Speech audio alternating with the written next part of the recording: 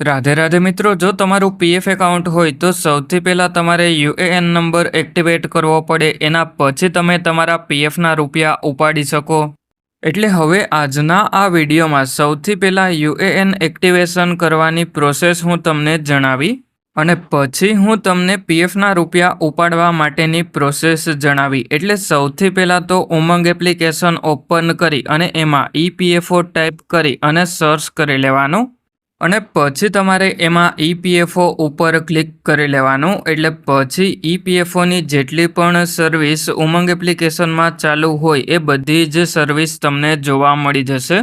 એટલે હવે UAN number activate કરવા માટે યુએએન એક્ટિવેશન ઉપર ક્લિક કરી લેવાનું અને પછી સૌથી પહેલાં તો તમારે તમારો 12 આંકડાનો યુએએન નંબર એન્ટર કરી અને પછી નીચેની તરફમાં આધાર કાર્ડ નંબર એન્ટર કરી લેવાનો અને પછી આધાર કાર્ડ સાથે જે પણ મોબાઈલ નંબર લિંક કરેલો હોય એ મોબાઈલ નંબર એન્ટર કરી અને પછી આ બોક્સ ઉપર ક્લિક કરી અને સેન્ડ ઓટીપી ઉપર ક્લિક કરી લેવાનું અને પછી જે પણ ઓટીપી આવે એ ઓટીપી એન્ટર કરી અને સબમિટ કરી લેવાનો અને પછી એમાં તમારે કન્ટિન્યુ ઉપર ક્લિક કરી લેવાનું અને પછી ફેસ સ્કેન કરી લેવાનું અને ફેસ સ્કેન કરવા માટે આધાર ફેસ આરડીની એપ્લિકેશન પ્લે સ્ટોરમાંથી ડાઉનલોડ કરી લેવાની. એટલે હવે કન્ટિન્યુ ઉપર ક્લિક કરી અને તમારે તમારું ફેસ સ્કેન કરી અને એક વખત આંખ બંધ કરી અને ખોલવાની અને જ્યારે સર્કલ ગ્રીન થાય ત્યારે જ આંખ બંધ કરી અને ખોલવાની અને જ્યારે ફેસ સ્કેન કરવા માટે આધાર ફેસ આરડીની એપ્લિકેશન ઓપન કરો ત્યારે કેમેરાની પરમિશન આપી દેવાની અને જ્યારે ફેસ સ્કેન થઈ જાય ત્યારે તમારે સબમિટ ઉપર ક્લિક કરી લેવાનું. એટલે પછી તમારો યુએએન નંબર એક્ટિવેટ થઈ જશે અને હવે પીએફના રૂપિયા ઉપાડવા માટે પીએફની ઓફિશિયલ વેબસાઇટ ઓપન કરી લેવાની અને આ વેબસાઇટની લિંક વિડીયોના ડિસ્ક્રિપ્શનમાં જોવા મળી જશે.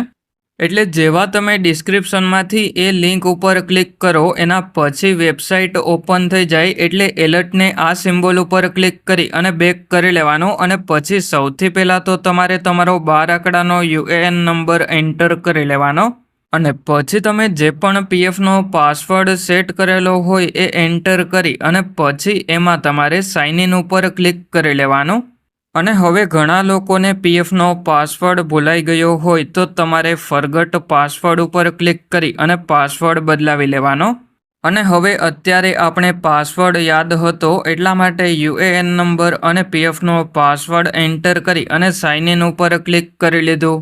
એટલે પછી આપણા મોબાઈલ નંબર ઉપર ઓટીપી આવી ગયો એ ઓટીપી એન્ટર કરી અને ઓટીપી સબમિટ કરી લીધો. એટલે પછી આપણે પીએફ એકાઉન્ટમાં લોગિન થઈ ગયા અને હવે જો તમારે તમારા પીએફના રૂપિયા ઉપાડવાના હોય તો ઉપરની તરફમાં આ 3 લાઇન ઉપર ક્લિક કરી અને એમાં તમારે ઓનલાઈન સર્વિસીસ ઉપર ક્લિક કરી અને ક્લેમ ઉપર ક્લિક કરી લેવાનો અને પછી તમારે બેંક એકાઉન્ટ નંબર એન્ટર કરી લેવાનો. હવે ઘણા લોકોને એવું કન્ફ્યુઝન હોય કે કયો બેંક એકાઉન્ટ નંબર એન્ટર કરવો, તો એના માટે ઉપરની તરફમાં આ 3 લાઇન ઉપર ક્લિક કરી મેનેજ ઉપર ક્લિક કરી અને કેવાયસી ઉપર ક્લિક કરી લેવાનો.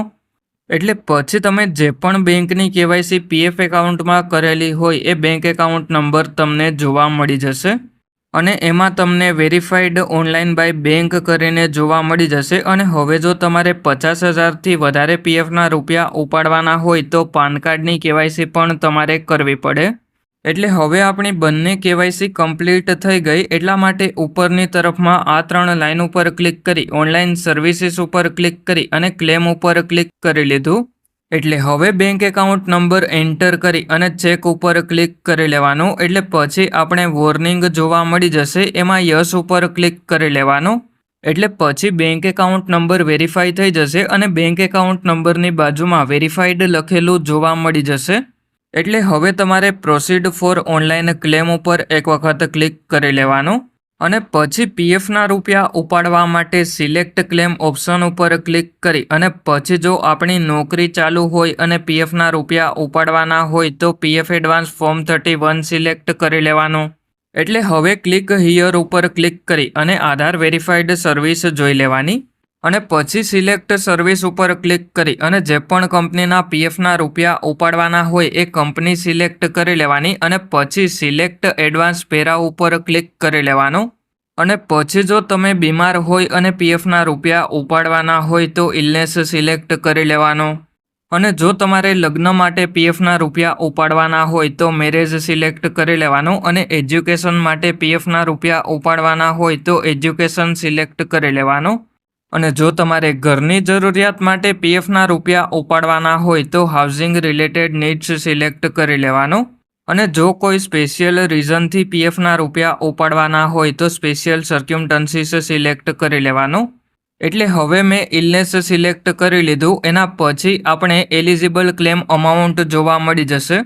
એટલે હવે તમારે ખાસ એ વાતનું ધ્યાન રાખવાનું કે એલિજિબલ ક્લેમ અમાઉન્ટ કરતાં વધારે પીએફના રૂપિયા આ બોક્સમાં એન્ટર નથી કરવાના. કારણ કે જો તમે વધારે પીએફના રૂપિયા એન્ટર કરી અને ક્લેમ કરશો તો તમારો ક્લેમ રિજેક્ટ થઈ જશે. અને હવે જો તમારે એડ્રેસમાં કોઈ પણ ચેન્જીસ કરવાનો હોય તો આ સિમ્બોલ ઉપર ક્લિક કરી અને એડ્રેસ ચેન્જ કરી લેવાનો. અને હવે આપણું એડ્રેસ બરાબર હતું એટલા માટે આપણે એડ્રેસ ચેન્જ કરવાની જરૂર ન હતી. એટલે હવે આપણે આ બોક્સ ઉપર ક્લિક કરી લેવાનું. એટલે બોક્સની અંદર રાઇટનો સિમ્બોલ જોવા મળી જશે. એટલે પછી એમાં ગેટ આધાર ઓટીપી ઉપર ક્લિક કરી લેવાનો. અને પછી આધાર કાર્ડ સાથે જે પણ મોબાઈલ નંબર લિંક કરેલો હોય એ મોબાઈલ નંબર ઉપર ઓટીપી આવી જશે. એ ઓટીપી એન્ટર કરી અને સબમિટ કરી લેવાનો. એટલે પછી થોડાક દિવસની અંદર તમારા બેંક એકાઉન્ટમાં તમારા પીએફના રૂપિયા જમા થઈ જશે. એટલે હવે જો તમારે તમારા બધા જ પીએફના રૂપિયા ઉપાડવાના હોય તો એના માટે PF final settlement form 19 select કરી લેવાનો. એટલે હવે ખાસ એ વાતનું ધ્યાન રાખવાનું કે જો સર્વિસ 5 વર્ષથી ઓછી હોય અને 50,000થી વધારે પીએફના રૂપિયા ઉપાડવાના હોય તો ફોર્મ 121 અપલોડ કરવું પડે. અને હવે અત્યારે આપણે 50,000થી ઓછા પીએફના રૂપિયા થાય એટલા માટે આપણે ફોર્મ 121 અપલોડ નહીં કરવું પડે. એટલે હવે જો તમારે એડ્રેસમાં કોઈ પણ ચેન્જીસ કરવાનો હોય તો આ સિમ્બોલ ઉપર ક્લિક કરી અને એડ્રેસ ચેન્જ કરી લેવાનું. એટલે હવે આપણું એડ્રેસ બરાબર છે એટલા માટે હવે નીચેની તરફમાં આવી જવાનું છે. અને પછી તમારે આ બોક્સ ઉપર ક્લિક કરી લેવાનું. અને પછી ગેટ આધાર ઓટીપી ઉપર ક્લિક કરી લેવાનું. એટલે પછી જે ઓટીપી આવે એ ઓટીપી એન્ટર કરી અને સબમિટ કરી લેવાનો. અને હવે પીએફનું પેન્શન ઉપાડવા માટે pension withdrawal benefit form 10C select કરી લેવાનું. અને પછી જો એડ્રેસમાં કોઈ પણ ચેન્જીસ કરવાનો હોય તો આ સિમ્બોલ ઉપર ક્લિક કરી અને એડ્રેસ ચેન્જ કરી લેવાનો.